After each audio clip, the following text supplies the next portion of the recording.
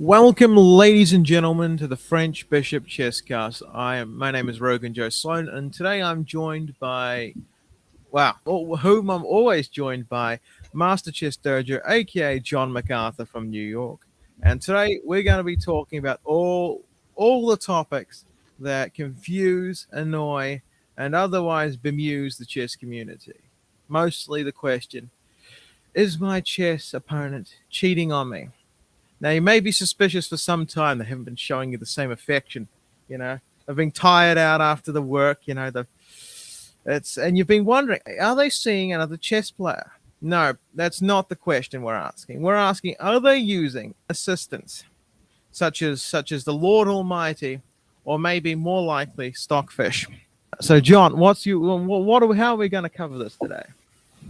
Well, I was reminded of this morning when I had a player take off on a tear. I believe he lost his first round game.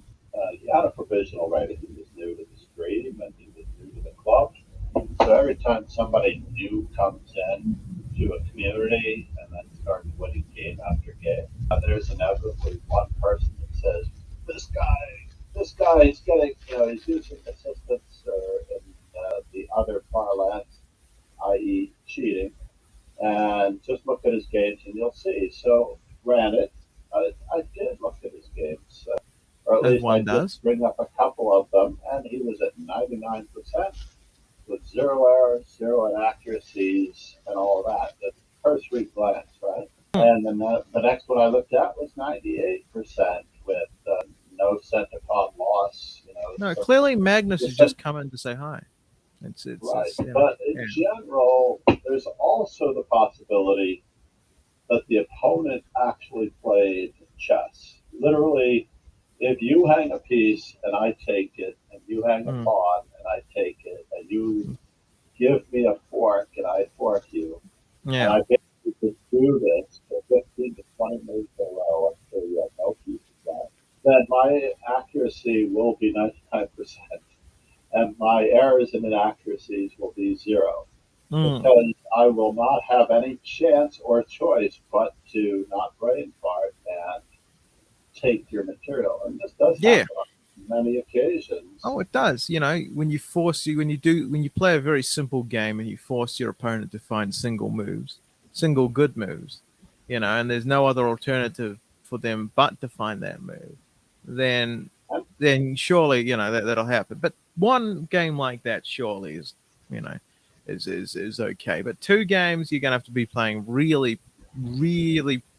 I mean, you don't get the same games every for 2-3 games in a row. Like I no, don't but see you that. could have your opening prep. I know that when I was younger, before we had the opening books of computer analysis that we had today, I would literally study a line that had a certain traps and strategic plans in it. And I Mm. would literally be playing on autopilot when I was 1600 to 1800. Basically, I would just be playing, f4, queen f3, bishop e3, castles queen side and the white side of the Sicilian. I'd be breaking with f5, and I'd be opening the f file, and I'd be basically processing opponent after opponent for, I gained a couple hundred rated points in London. Just basically playing the Sosian slash Fischer variation of the Sicilian with queen f3 in a variety of lines, even castle and king side in the old classical Sosian. And I literally was reading an old magazine called Players Chess News, and basically Dmitry Gurevich was playing this plan with white. And all I was doing was standing on the shoulders of Dmitry Gurevich for every tournament game, processing opponent after opponent. This was well before the internet. And I Mm. know that my opponents just fell into these catalog plans that I had readily made available.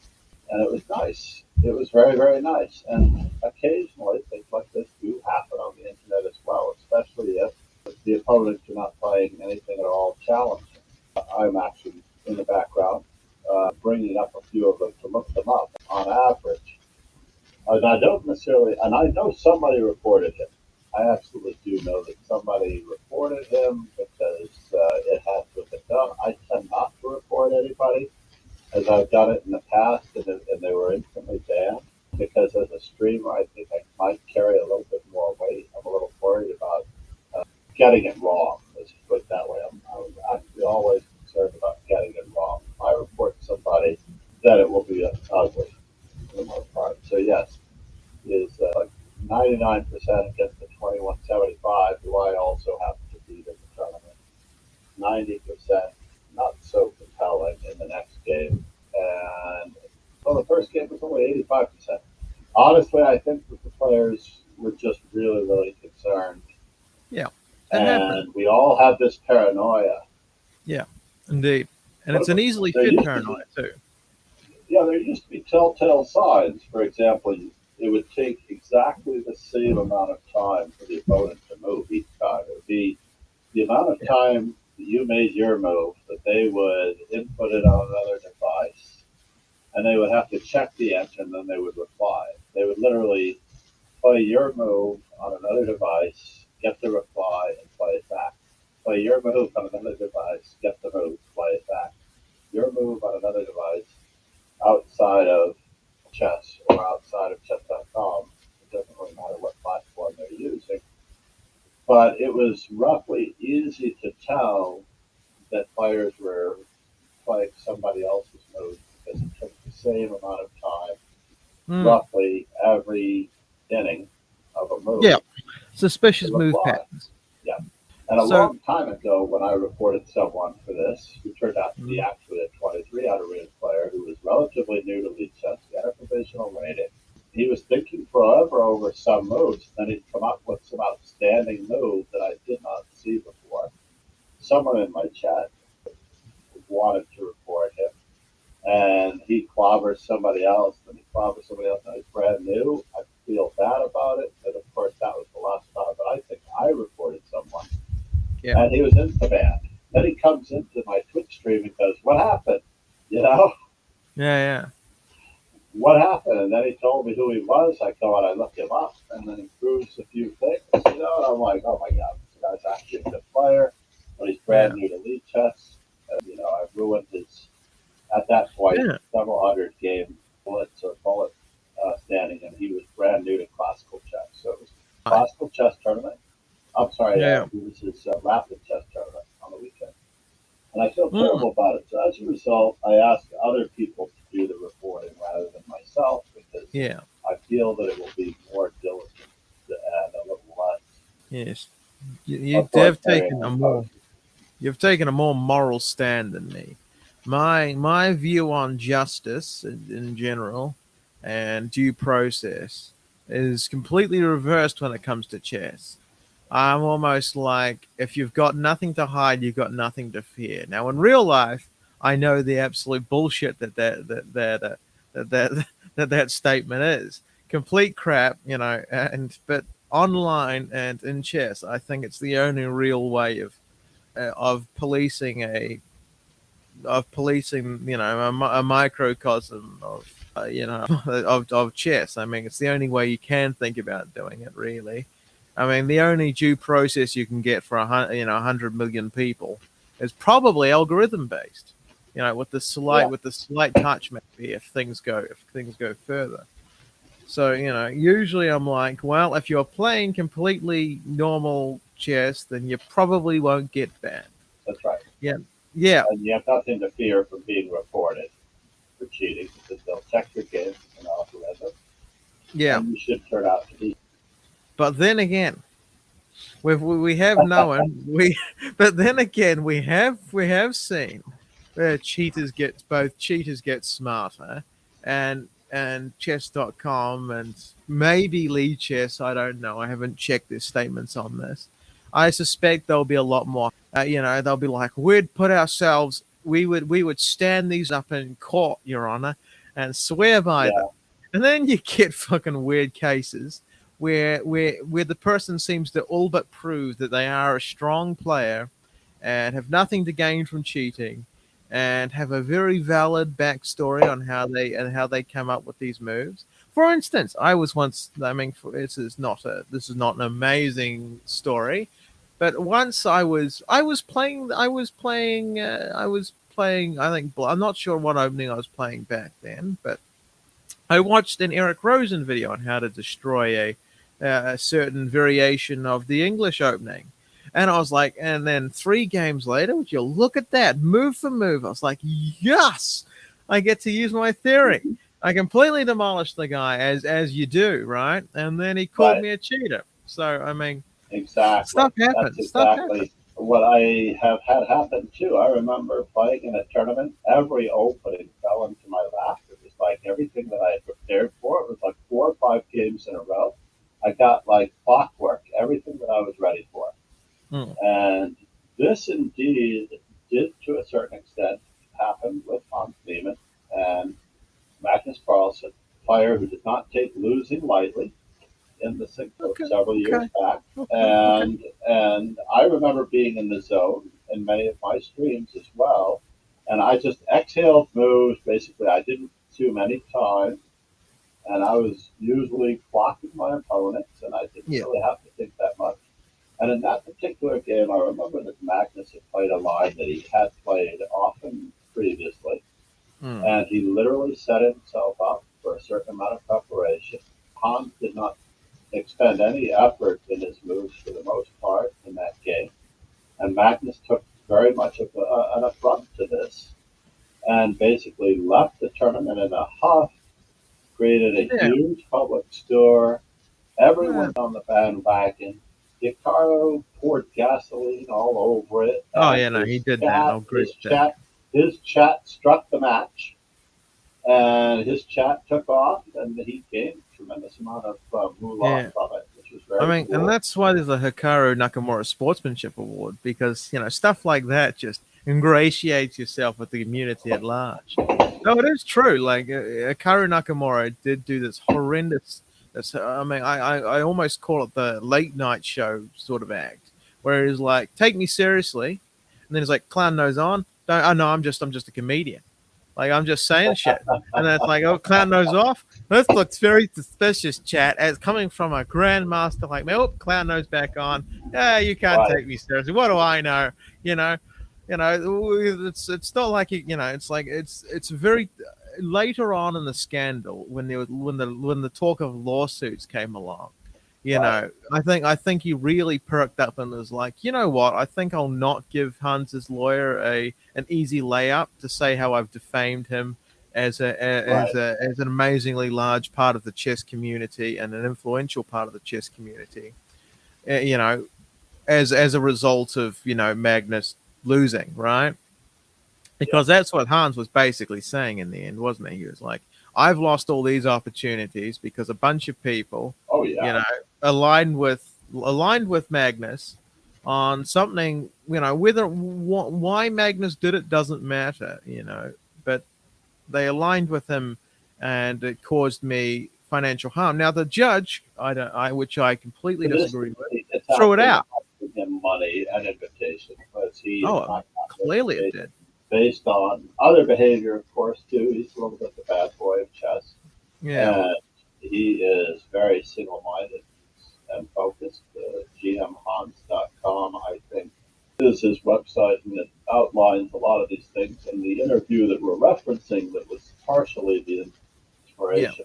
We should probably do some groundwork before we. Yeah. Yeah, is an interview which was produced 3 or 4 days ago, about October 6th or 7th or 8th or 9th, I don't know, somewhere around October, August 8th. August 8th or so, Daniel Naroditsky releases the full Hans Niemann interview on everything that happened since, and I believe it was in conclusion to him just beating Wesley So to qualify for the Speed Chess Championship on chess.com, which is a rather momentous occasion because it's like one of the first times Hans Niemann has been back on chess.com in quite some time.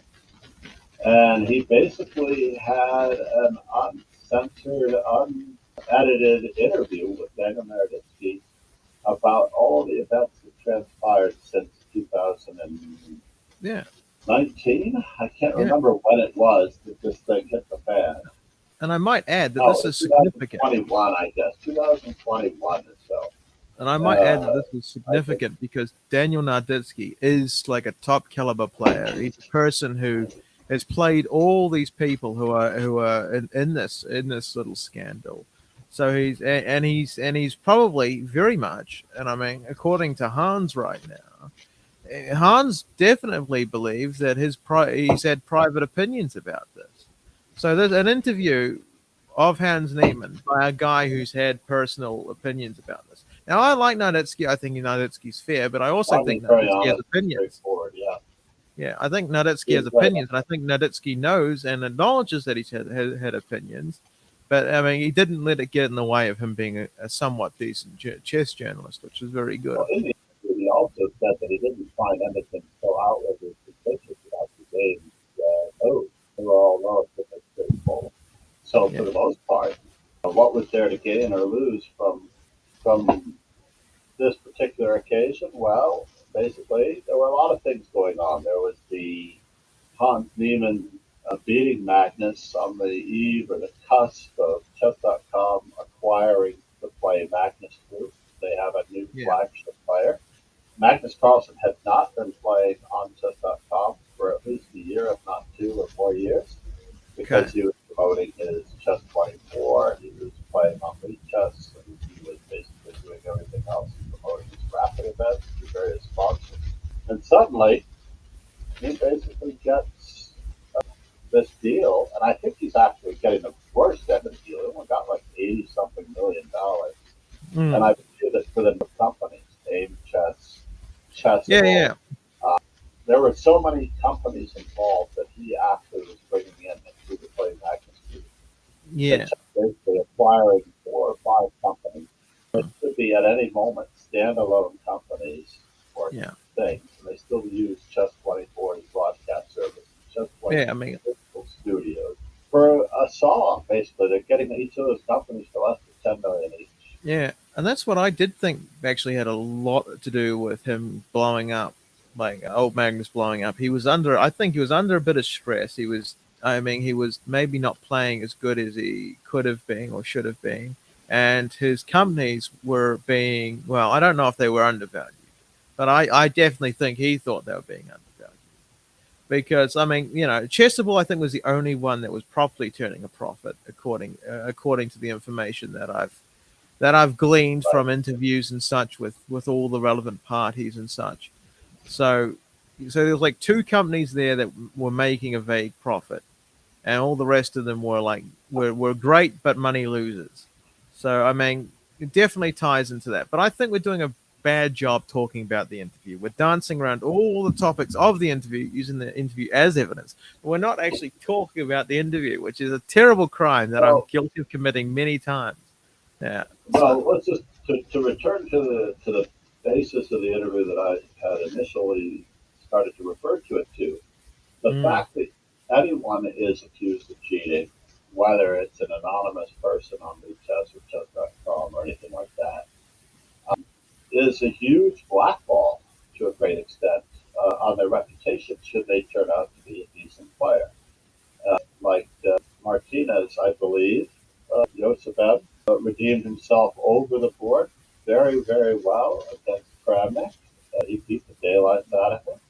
Hans Niemann is taking on all comers in a trifecta format with rapid blitz and classical chess, and he just disposed of Anish Giri 14-10 across the 3 formats. And I think that taking it to the mattresses over the board or in direct letting the chess speak for itself is a much better way of dealing with this rather than letting this blackball get out of hand. After all, Hans not receiving any invitations for a year or 2. That's a huge amount of income, basically. The fact terribly you huge. Travel to tournaments and pay your own expenses. Yeah. It's awkward. We're taking the one thing that's different from a chess player than a struggling artist. I mean, a good chess player. I mean, a half-decent chess player is a struggling artist. But the one difference is Hans Niemann is good, and Hans Niemann can win prizes, and Hans Niemann can consistently win prizes. But if you take away the traveling part, the playing good people part, that you need to be a good young chess player. It's not like they need wood to burn. And the wood that they need to burn is good players, which go to good tournaments. And if suddenly you can't go to good tournaments, you can't win the money, my God, you're spending money to get nowhere. Like that's not sustainable. you've basically said to the guy, "Oh, you can burn as much of your money as you want, but you won't be able to do anything with it." I mean, you've completely crippled his completely, like he's been such a. I mean, okay, I'll say this in praise of Hans. Like he may be a complete dick sometimes. He might be a little bit immature. He might be, for every all intent, and still in his teenage, in mind. But he's been a trooper how he's got through this, because he's very much kept his chest on a reasonable, he's pretty much kept his chest reasonably well sustained, even though he's gone through one of the most the gut wrenching, Awful. career destroying things that a person could probably go through. Yeah. Yeah, and somehow no, he's still going through this. It's still going through it. Is amazing. But you But said you also, said you said that it's a reputational hit. Sorry, you said that it's a reputational hit to Hans. It's also a reputational hit to chess.com. Now, I don't like to say bad things about chess.com generally. I like to give them the benefit of the doubt, and I like to see the goodness there. But chess.com talks a big game with this, and they said they are willing to put these up in court and stuff like that. And especially, these should be especially precise when it comes to grandmasters, when it comes to titled masters, when it comes to any master, really. Now, I'm not saying the average person doesn't deserve the same amount of justice, but I'm saying in practicality, you probably should prioritize the top 1% of players over maybe the 1,000 that seems like he's cheating and maybe he's not, right? So that leads us directly into this situation, because here we have in the interview a very interesting tidbit was mentioned. Vso, I believe, was the name of the account. Now, I couldn't spell it out for you if I want to, but essentially this is a pseudonym for what is claimed in a Reddit thread, which I mean there's some evidence of, because it's I think there's been some evidence submitted, right? I mean, I would have so. Right. But essentially, the claim was that person who was banned for playing some very interesting chess against Daniel Narditsky and other top grandmasters was young American grandmaster Brandon Jacobson. So Brandon Jacobson over here gave his life story essentially, and gave some very, very plausible, plausible deniability of the cheating, and plausible ways that he came up with this opening, and how it has decent ideas if he can get past the opening. So John, my question to you, John. The opening for those who aren't aware is that in a match, I believe, with Danya, Brendan Jacobson opened with A4 and Rook A3 as white over and over again, which basically results in perhaps the loss of the exchange in a couple of moves at time. Yeah. Because the bishop takes A3, and he was starting off every game outplaying Danya and beating the daylights out of him. Now, I don't know that, aside from perhaps some alcohol that might have been involved, I can only imagine when you're playing lighthearted chess like that. Yeah. Personally, I have played A4 and Rook A3, and I have won the game against many opponents. It's not at all unlikely that what's going through the mind of the opponent when you feel you're being cheated on, or when you think something's up, or when you think something's awry. Tilt, essentially. The person who thinks they're being cheated, if you think your opponent is cheating on you, this is already a rabbit hole that you don't want to be going down, because now you can no longer think clearly, you can no longer calculate clearly, you already think that everything is against you, and it just compounds. Yeah, you're getting some the first stages of Bobby Fischer syndrome. The walls are closing in. They're all in to get me. My opponent's playing way too strong. I mean, I've personally become, merged souls with Kramnik lately. I as a person who plays on stream a lot, I get very, very suspicious when I'm not viciously beating a 1200. I'm like, he's playing very, very strong. And then I realized, wait, it's like 11 o'clock at night. And I may have had a beer before I started this. But like, maybe I'm not playing the best chess I've ever played, but that's probably not because he's cheating.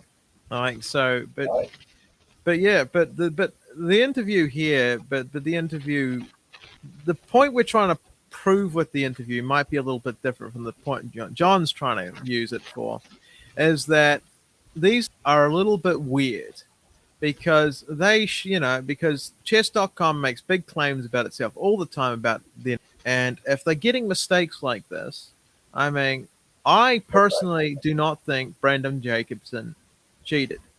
And I believe that for a very good reason.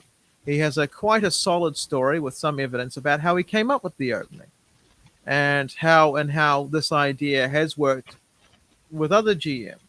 Because Brandon Jacobson has a friend, and this friend is also a grandmaster, and this friend also came up with the opening, and they are both part of a group called Rook Odds, where they find weird ideas that don't seem to work, but sometimes do.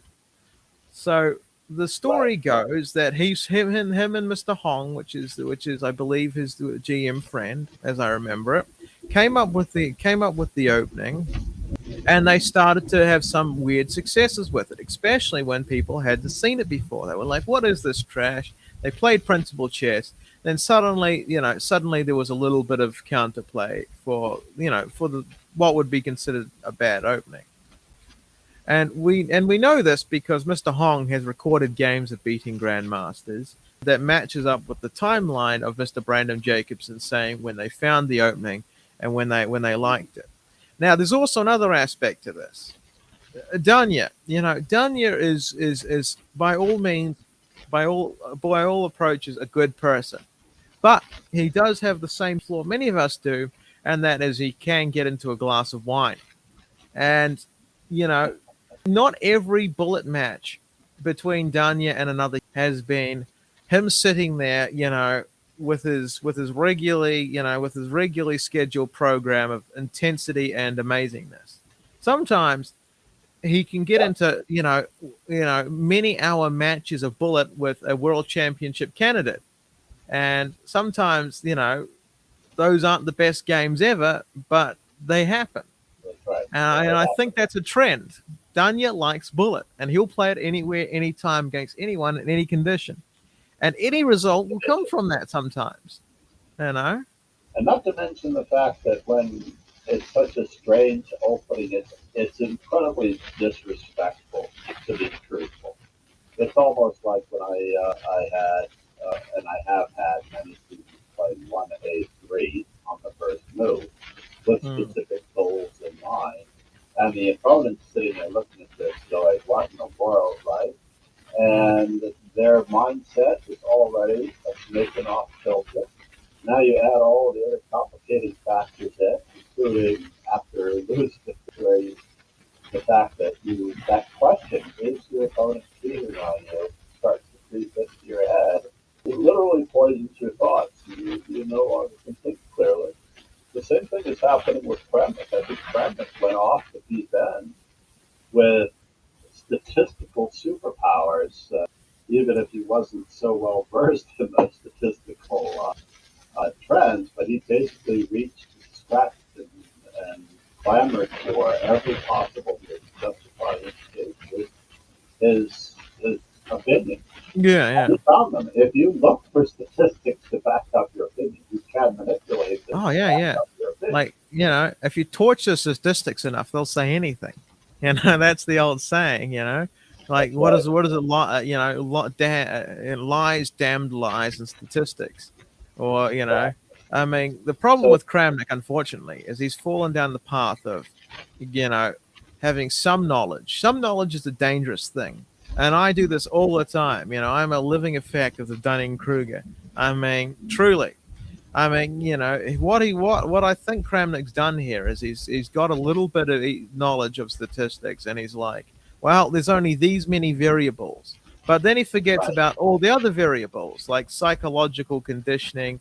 Oh my God, it's Hikaru, and all the other little things that go in. Mindset in the moment counts for a lot. I think in a Yeah, previous podcast I mentioned that I screwed my head on straight and had an amazing and outstanding performance on stream with a full hour on an offer spiel where I achieved 50 plus points, and I never have thought that that was possible. And I was getting hammered by good players, but I beat a 23, 24, 2500 player along that course to reach that goal. I was like, wow.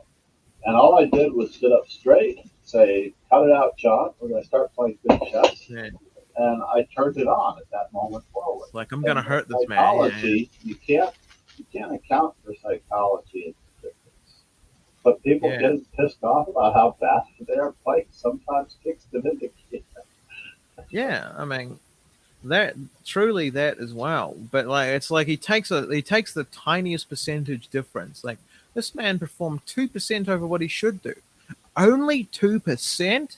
The guys that you're using normative statistics to you're using normal statistical analysis on a group of outliers. That almost seems wrong. It's like, maybe I shouldn't And use.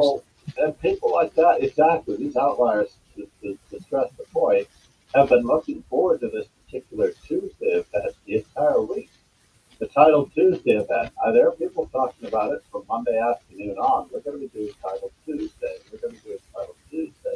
These are just the streamers saying Title Tuesday is in our schedule.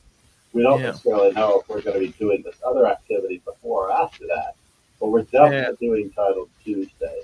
They know they're going to play Title Tuesday. And they know they're going to actually try and done a win it. little research on some of the opponents they've commonly played in the past. So they have a very good chance of outperforming. Yeah, they've done, and most of the time they've done like everything like that. I mean, the thing that I find with Kramnik is he's like, oh my god, my mouse is so shit. You're a millionaire, I'm pretty sure. Get a better mouse, you tool. Like, play on a clean machine. Basically, Yeah. this morning, and at other times, I've had moments where I'm lagging. yeah, My stream is choppy. I have no idea what's going on in the background. It's OneDrive uploading a 3 gigabyte file all of a sudden while I'm trying to do something. mm, And any one of those things can affect you, especially in online chats. But perhaps Yeah. as we struggle to try this particular thing, I know our good friend Arsenal fan Richie actually took a break for a good period of time from my earliest days of streaming. I don't remember how long he was gone. But basically, the idea that people were cheating enrages certain individuals so much that they literally have to stop playing chess online for a good period of time. It makes them feel better. yeah, It makes them feel like they're not being wrong.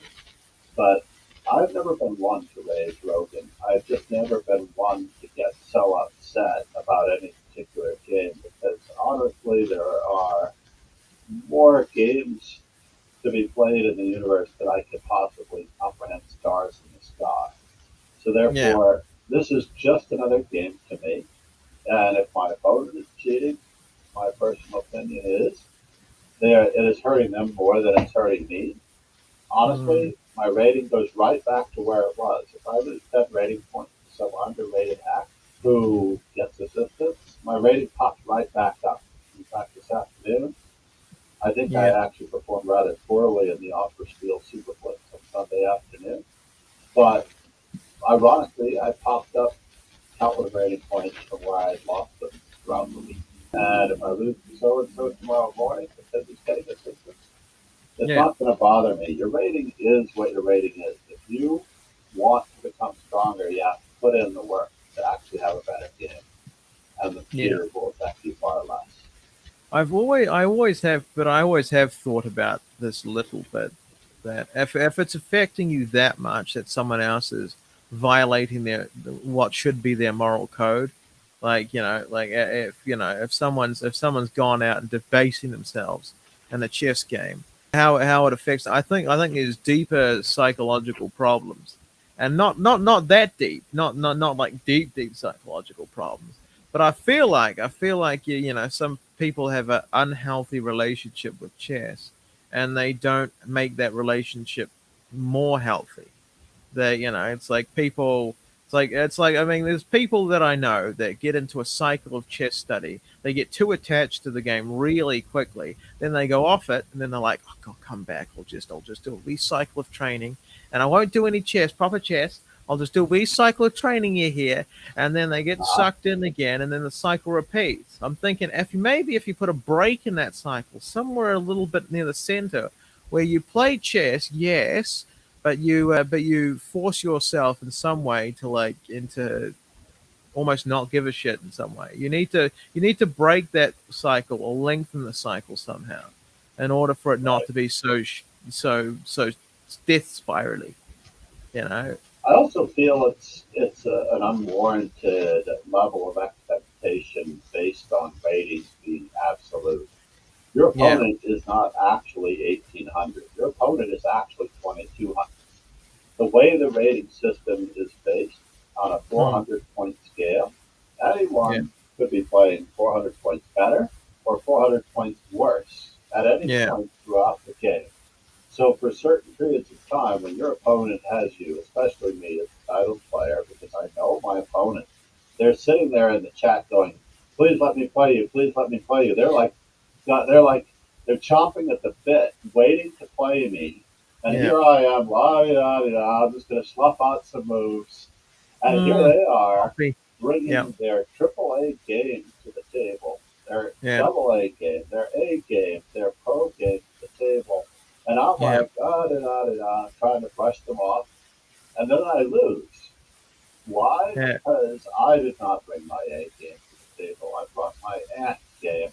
And they brought their plus 300 rating point game to the table. And they yeah. deserve to win. Many times I have to look back and go, wow, that guy really was on point.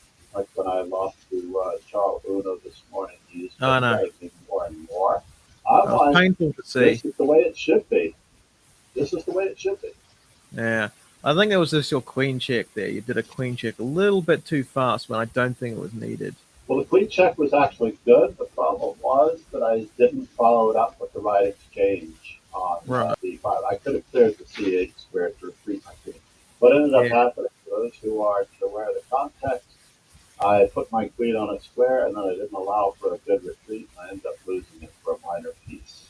Yeah, it was a very But, well seen queen trap there. Very well but seen. Like that was like and I would never have seen it. There was too many well, squares there for me to I even saw it consider. happening as it was happening to me, and Yeah, I panicked a little bit. yeah. I Um, basically disrespected my opponent by quite what not doing anything in the position or letting him step. But I yeah. don't accuse anyone of cheating on a regular basis, primarily because I take my faults to heart, and I know that I could be playing better, and I also know that I am in control of my own destiny as far as my Yeah. overall concern. My overall rating at one time, I was averaging over 2,200 in almost all aspects. It was really nice. But my bullet rating was 2,100, which Yeah. was outrageous. Outrageous No, yeah. because the bullet rating is always at least 100 points, if not more, behind your regular ratings. Oh no, my bullet It's rating's never worse than really that. that far in front of you. What's that? My bullet rating's horrible. It's like 1,100, and I'm like, I'm near 1,800 right now, rapid. So there's like it's like 600 points difference. I just can't I think find in it hard bullet. when people have bullet ratings that are 100 to 200 points higher than their normal blitz rating. To me, that just means that they have a better mouse, a better system. They're playing no increment games and they're flat people hand over fist, Yeah, basically. But and in blitz, it's just too much time to think, so you can't literally obviously flag anyone. If you want a yeah, good example, just watch Andrew Tang playing ultra bullet with almost anyone. That's 15 seconds. It's absolutely ridiculous to see someone play a 15-second per side game. That is non-chess. That is finest. But getting yeah. back to our point, I am never at all concerned about my opponent using alternate assisted because the rating is not that important to me. This is an online training area where I'm going to hopefully expand my knowledge, my experience, my awareness. Hopefully, a little bit of my theory will be improved. It has certain areas. I will play certain lines now that I know that having looked them up extra times, stockfish approved, and therefore because I'm playing these stockfish approved openings, it's going to take a lot longer. But I also know that, as you mentioned, why am I not beating this 1200 player? Their ratings take time to show themselves over a period of time. I was literally getting my head handed to me by a much lower rated player, and then I get into the end game where I'm a piece down, and I manage to outplay my opponent in an end game a piece down because their time runs short. Why did their time run short? Maybe they took so much time getting up a piece in the first part of the game. Yeah, yeah. Therefore, I got it all back. So the main message here, I think, I take from this is, I mean, I'm not a saint. I'll get angry, but I won't stay angry, which maybe is good or bad for chess development. I don't know. I think emotion is incredibly powerful for getting better at anything. But even unhealthy emotion, I guess. But but the point being, I mean, whenever someone cheats, or I think is cheating, I try to think of it like this: that the chances of me winning that game anyway were about 50% to start off with. And if I'm not playing my best, he might have won anyway. But but if he's cheated, he's absolutely lost that game. And it's just one of the record might not officially, they might not catch him in time to get my rating back, but I'm absolutely sure that if he's cheated, he's absolutely lost, and and if he beat me fair and square, he beat me fair and square. I wasn't maybe not playing my best, and I need to improve that bit of my game. If that's the case, That's right. maybe not play 12 o'clock at night. Maybe I should play in the morning when I've few hours between me and the bed, and a bit of coffee, and then I should probably play better. But yes, okay. Is my opponent cheating on me? We've kind of neglected the big question. We've gone very far into an interview. We've talked about all the points of that interview, and we've discussed all the side points to the interview, to the Hans Niemann thing. And we love talking about Hans Niemann. Don't get us wrong. We love Hans Niemann, But is my opponent cheating? Question. I have my answer to the question. That's what we were leading up to. Yeah. Okay. So I think we should break this down into two things. How is my opponent cheating? But how to tell if your opponent is cheating, and what to do about it.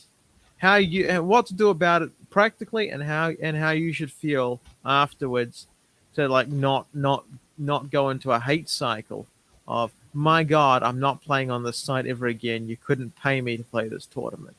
Now, I occasionally play Arena Kings on chess.com, and that is a tournament that I feel like, I mean, half the chat's like saying you couldn't pay me to play in that thing nowadays.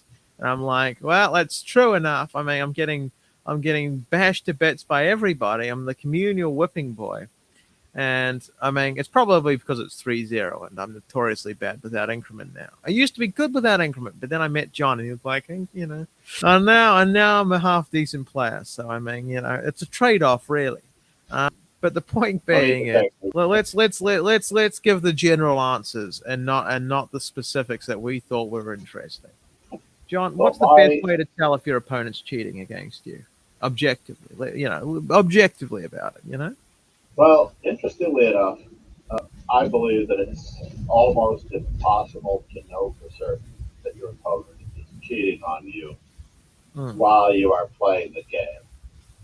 So therefore, you should attempt in all whatever faculties you have to try to train your mindset on the subject at hand, concentrating on where the weaknesses are, what the opponent's idea is, your calculation, your candidate moves, you're following up with your comparisons, you're following up on your strategic plan, schematic thinking, and you're retaining the right pieces for the end game based on hand. And honestly, only after the game will you ever really be able to obtain an answer to this question. Is your opponent cheating on you can only be answered once you finish playing. You can't actually let this question bother you while you are playing. Now, There's on the two other reasons for that? hand, yep. And then on the other hand, the next thing that I have Yeah. determined over the course of a very long period of time streaming and dealing with both stream sniping and or cheating as far as that concerns, basically, is the Yeah. fact that I cannot give a darn about the opponents Yeah. cheating themselves. Basically, if they're really going to have somebody else giving them the answers, if they're really going to have someone else playing their game for them, that is really a very sad, sad situation for this person. It's like, wow, I lost the And stockfish. Who would have guessed? exactly, but I mean, if I'm running a foot race against a Dodge Charger or a Hyundai Elantra, I probably should. There's no reason for me to get upset. Yeah, it's like I'd Honestly, lose that's to a how I house feel. cat. Like, why am I upset Otherwise, about this? I didn't realize that the guy was in a car at the time that he was racing me around Central Park. Yeah, yeah, But yeah. that's beside the point. That is Mm. beside the point. The true answer to this question is whether or not your opponent is cheating on you can really only be determined in the course of time. Yeah. I'm lucky because I run an arena slash Swiss system every day where a different opponent gets to experience this person in a Yeah. different style and different setting across several rounds.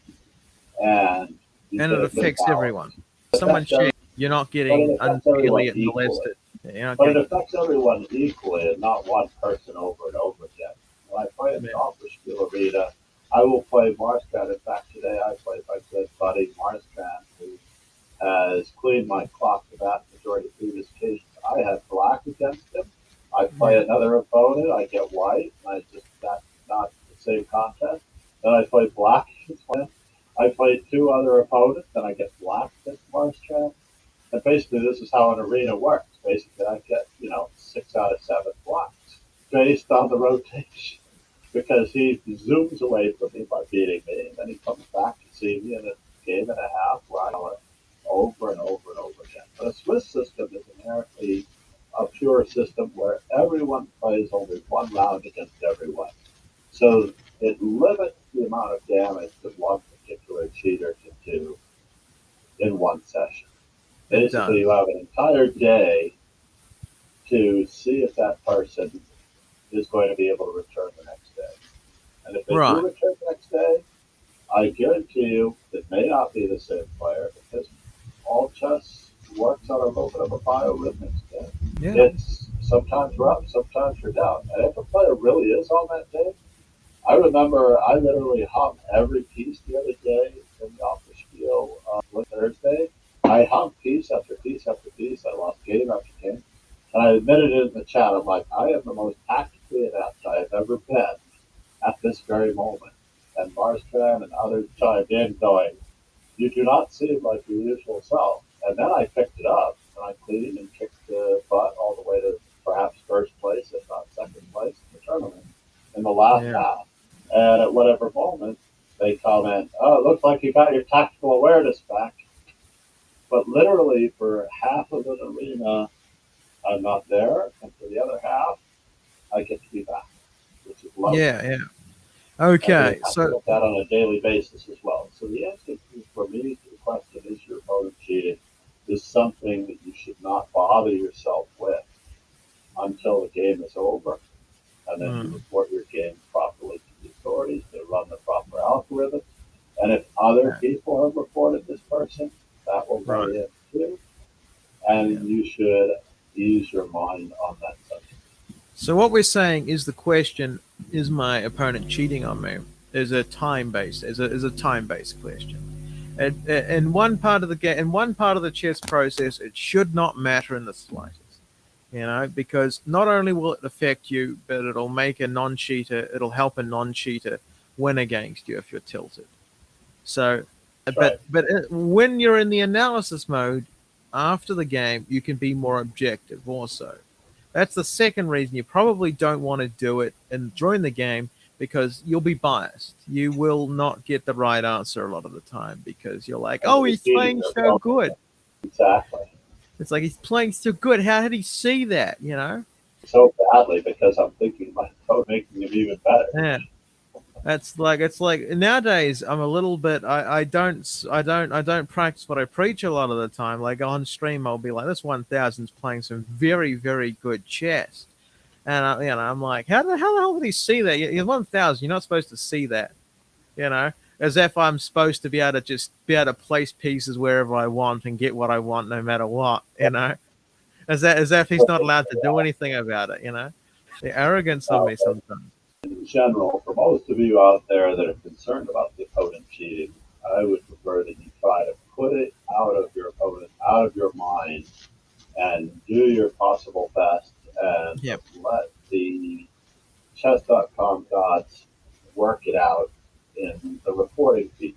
Now, I don't necessarily know where the reporting feature is on chess.com, but I do know that when you click on an opponent's profile, you will click on the menu below their name, and there will be a part where you can report to moderators. And then it gives you a drop-down box on what you want to report. Whether they ran out all of your time in an arena, basically this happens all the time. People will stall on opponents to run them out of time, basically, especially if groups of players in a tournament for money.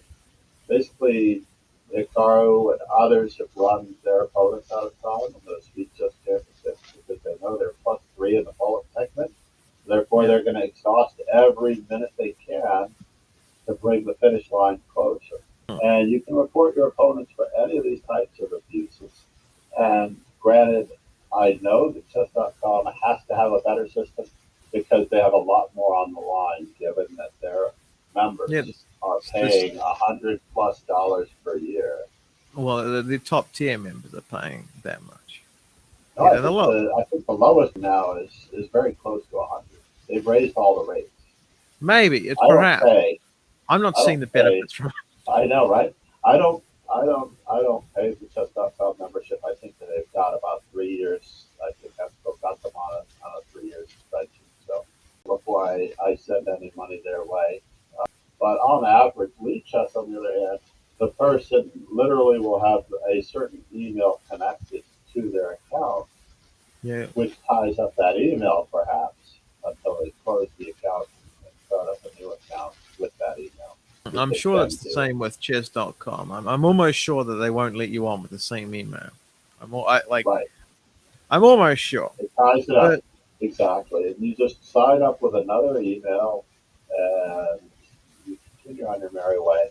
But I hope, for goodness sake, that each of the individuals has learned their lesson and are moving forward with a clean slate as the child GM Hans is far different from and he said it himself, for him as a professional player or as a good player, it's literally a harikari for his career and everything about his future hopes as a player to even consider doing something like that. Yeah, and of course. Not there for any of the average players either. Very, very true. Now, I have a controversial opinion here. I don't think stream sniping's cheating. No, I don't either. No, I mean, like chess dog. I hope it's not. Say that. I think I was referring to. I lose rating points to it, and I try not to let it bother me. Well, yeah, I mean, it's not really cheating, is it? Unless you consider me a chess engine, which, I'm not. It's like... I allow backseating. I allow all the backseating in the world, and we have open discussions. Well, the only reason I allow backseating is because I can't understand chess notation on the fly. I've actually got to, plot it out, and, I've got to turn on my brain to actually figure that out. I can't just look at the board, look at the... Or positively or negatively, either way. It takes me a very, very obvious second to figure out what they're doing, and it's like, I know, and I've noticed this with other streamers too. I can't remember who I was watching the other day, but it's driving me nuts. Oh, my friend, our good friend Jackson is here. He is going his line of analysis with here, there, here. Yeah. And then he has that. And I'm like, dude, I'm actually not watching the stream. I'm working in the background. I'm like, dude, I would actually be able to follow you if you could speak chess. Yeah. Please speak well, chess. I mean, there's a small difference between me and Jack Sarkeesian. He's a lot stronger, which is very sad for me. I don't know how. I don't know Is how he he that got much away with. stronger? I don't think he's that much stronger than you. He's like But 2,300 now. no, there's no way. Not based on the analysis that I saw. No, no. So Okay, sure. I'll take that. Yeah. Yep.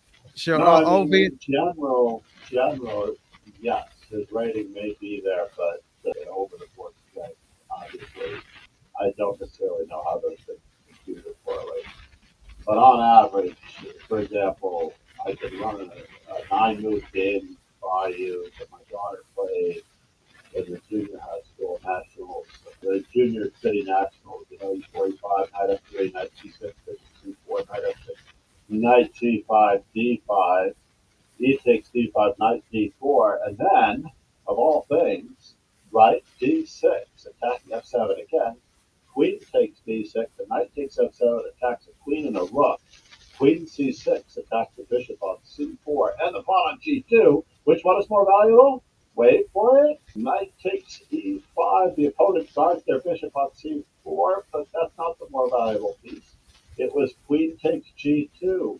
And after rook F1, queen back to E4 check.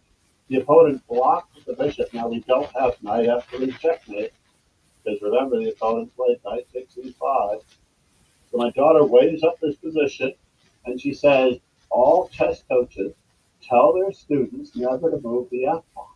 So if I play queen takes E5, they're not going to move their F pawn, and he didn't. And on the following move, she played knight F3 checkmate. Right. Wow. And now, through that on their board, however they wish to. I don't know if anyone else followed that, but I followed it clearly. I knew everything there. Yeah. It's a very common line in the Fritz variation. The only thing that was new about that particular line is that the opponent playing knight takes H8, they played knight takes E5, guarding the bishop on C4. And it was a very clever move. They just weren't clever enough. But as I was saying before, really, you can see behind me. Yeah, there's an opening. There's a very large, about half the size of my bookcase behind me that she earned with that game, among others. There's a million books there, John, and all of them are good, yes. But the reason I don't think it's cheating, honestly, is because he's just looking at my board. Like, I mean, I'm not, because a lot of chess.com streamers get unreasonably pissed about stream sniping, and they report people for stream sniping, and all the time. And I know about it because, well, I'm part of a certain community. I'm in the tribe. Yeah, well, decently, yeah. I mean, I think so. Which, I mean, well, at least they try. I'm not sure the staff give it much leash, but... Darkblade got me. Basically, I pre-moved something. Yeah. And he was watching the stream out of the corner of his eye, and he saw that I pre-moved something. So he made another move. And basically, if you pre-move, you will be the victim of stream sniping. Well...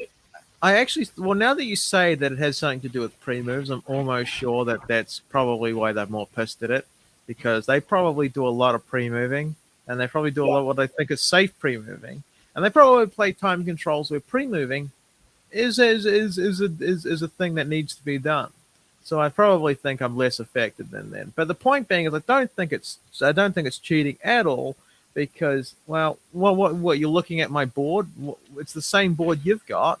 Like, I mean, what am I like? Don't show him that he's got his pieces pinned. Like, it's, like, I mean, if he doesn't see it, I mean, like, well, what's he going to do? Not play a stupid move? I mean, I'm gonna have to win traditionally. My God, like, I'm thinking my move should be stronger than his if I'm gonna win anyway. It doesn't matter if he's looking at my board.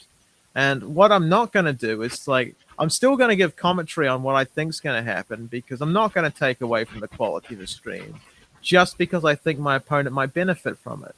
It's like giving into the terrorists.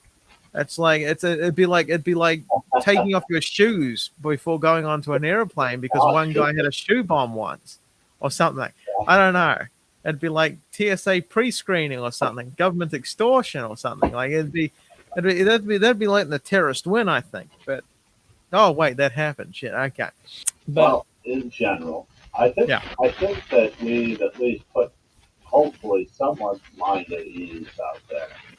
That if your opponent is cheating, the most important thing the most important answer that you should have to yourself is to remember to address it later and Yeah. play the best possible game at that moment in time. And try to not let that answer, that question, poison your thoughts, your calculations, your assessment too greatly. It will always be a seed of mercury across your thoughts, a thread of mercury across your Yeah. Nowadays, the new threat is: has my opponent, has my opponent nerve gassed my pieces? Like, So on average, I would like everyone out there to realize that if you do want your ratings to go up, you have to put in the work, and you do have to study a certain amount of tests. and you also have to put the work in on your own emotions. You got to got to police yourself as much as you police your moves. Because your moves come from you. Yeah, you have to do it not to improve your game, to not leave yourself vulnerable to making those mistakes. Leave it for your 99% accuracy. Anyway, Rogan, I thought this subject was a great one for everyone to discuss. Yeah. I don't know if everyone will draw these conclusions from it, but in general, I think that the worst effect of that question is the fact that people let it bother them so much while they're playing. Yeah. And you can't. You can let it bother you afterwards, but I wouldn't recommend it. I mean, I think the last bit of it. Sorry, I think the last bit of advice. I'm sorry. I played 18,000, 20,000 games on chess, and obviously, this one game is not going to change it, but a grain of sand on the beach. Yeah. I mean, I think the last bit of only advice you can get comes not from me, but from my heavily Christian auntie. Just forgive them. It's not, I mean, it's, I know it sounds bullshit, but forgiveness is not for them. It's for you. You're setting yourself free from their bullshit. You're not, because if you don't forgive them, like, well, what, you're kicking a corpse that don't care. I mean, it's like in the movies when they kick someone's dead body. You're not hurting them. You're hurting yourself. The only thing you're doing is expending energy to kick their corpse. It's not working. Yeah. This was a great subject. Thank you so much for making the time this week. Yeah. Oh, it is. And most definitely. We ran a little bit over from the 45 minutes, but only 50, only 20 minutes. Only 20 minutes. Yeah. Everyone on stream, either for myself and Master Chess Dojo on YouTube or on Twitch. And Kingslayer Sloan, Rogan's channels on YouTube. Are you streaming to TikTok still? Or No, not quite yet. I've got some dignity left in me that'll be beaten out of me. It screwed me up so badly, but I do stream to Twitter. I do stream to Twitter. I did Instagram one day, ironically. Yeah. But Twitter and YouTube. It's harder to do Instagram. You got to manually do it. Right, I have to manually enable it. Yeah. See everyone again soon. Please check in on our stream and let us know what you think. Yeah. Say something. I'm terrible at making a conversation artificially. I'm not. I just can't natter away like some people. Somebody's got to say something. I can't make bricks without clay. Damn it. In any event, have a good night and an even more pleasant week ahead. Amen. Good night.